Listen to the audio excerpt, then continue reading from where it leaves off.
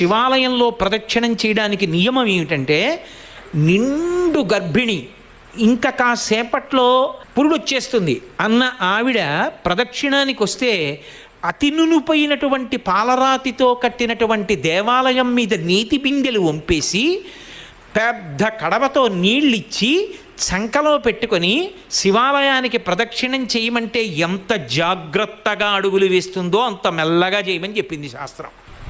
చండీశ్వరుడు ఉన్నాడు, గబ్బ గబ్బ గబ్బ గబ్బ నడవకూడదు ప్రదక్షిణానికి. చండీశ్వర స్థానం ధ్యానమూర్తిగా ఉంటాడు. చప్పుడైందనుకోండి కళ్ళు విప్పుతాడు. ఎందుకు చేశావు చప్పుడు అని అడుగుతాడు.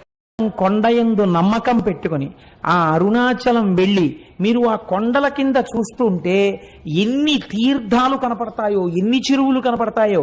చిత్రం ఏమిటో తెలుసా అండి, అరుణాచలానికి ఏకకాలమనందు ప్రదక్షిణం చేస్తారు. ఒకటి మనుష్యులు చేసేటప్పుడు ఎడం పక్క నుంచి తిరుగుతారు, దేవ